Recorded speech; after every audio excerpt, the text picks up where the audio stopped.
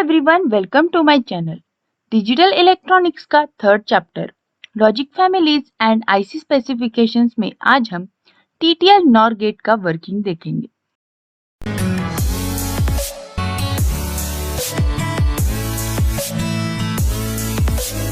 यह है TTL NAND gate की डायग्राम। टीटीएल नैंड गेट का वर्किंग हमने लास्ट लेक्चर में देखा था। तो यहाँ पे हम 4 ट्रांजिस्टर्स यूज कर रहे हैं, Q1, Q2, Q3 and Q4। अब टीटीएल नॉर गेट में हमें क्या करना है, इसी डायग्राम में और 2 ट्रांजिस्टर्स को ऐड करना है। जिस तरह से यहाँ पे हमने Q1 और Q2 का कनेक्शन किया है, सेम उसी तरह से हमें 2 ट्रांजिस्टर्स इसमें ऐड करने हैं, तब हमें टीटीएल नॉर गेट की डायग्राम मिलती है। इस डायग्राम को देखो, यह है टीटीएल नॉर गेट की डायग्राम। यहाँ पे Q1 और Q3 जो कि टीटीएल नैंड गेट में थे, सेम उसी टाइप में कनेक्शन यहाँ पे है। इसी 2 ट्रांजिस्टर्स को हमने फिर से यहाँ पे भी कनेक्ट किया है, यानी कि हमने सेम टाइप में यहाँ पे और 2 ट्रांजिस्टर्स ऐड किए हैं जो कि Q2 एंड Q4 है। अब Q1 का जो कलेक्टर टर्मिनल है वो Q3 के बेस को कनेक्टेड है। उसी तरह से Q2 का कलेक्टर टर्मिनल Q4 के बेस को कनेक्टेड है।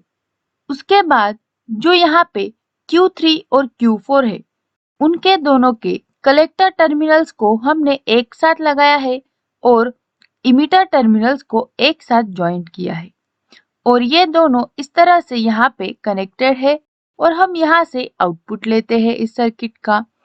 Q1 और Q2 इन दोनों ट्रांजिस्टर्स को हम इनपुट दे रहे हैं, यानी कि इनके इमिटर टर्मिनल को हम इनपुट दे रहे हैं। अब हम इस सर्किट का वर्किंग देखेंगे। ये टीटीएल नॉर गेट है, यानी कि इसका जो आउटपुट है वो नॉर के जैसा होगा। तो हम इसका ट्रुथ टेबल साथ ही में बनाएंगे, यानी कि वर्किंग और ट्रुथ टेबल दोनों एक साथ देखेंगे। यहाँ पे आपको एक बात याद रखनी है जो कि टीटीएल नैंड गेट में भी थी। Q5 जब ऑन होता है तब हमें आउटपुट हाई मिलता है, यानी कि 1 होता है, जो कि यहाँ पे Q5 है। और जब Q6 ऑन है तब आउटपुट लो रहता है, यानी कि 0 होता है। ये यहाँ पे Q6 है।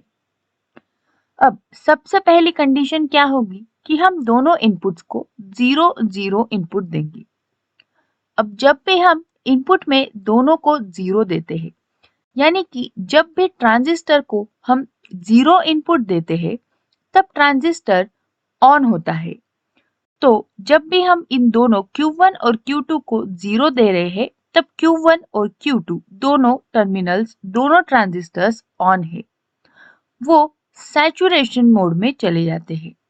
और अब ये दोनों ट्रांजिस्टर्स जब ऑन है तब ये जो इनका कलेक्टर टर्मिनल है वो इस Q3 और Q4 को कनेक्टेड है, और यहाँ से कोई पावर नहीं जाती है, ये लो होता है कलेक्टर टर्मिनल इन दोनों का।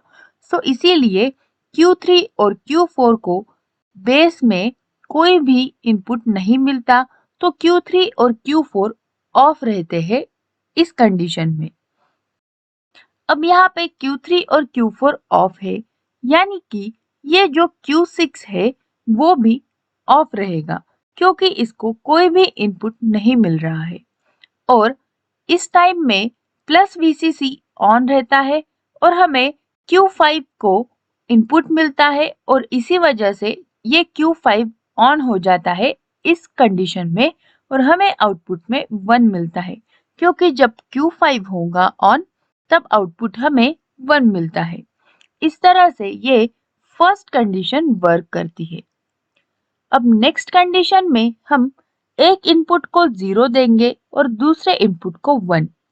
तो इसमें से अब A को हमने 0 दिया है और B को 1 दिया है, यानी कि A को 0 है तो Q1 जो है वो ऑन है, Q1 ऑन है।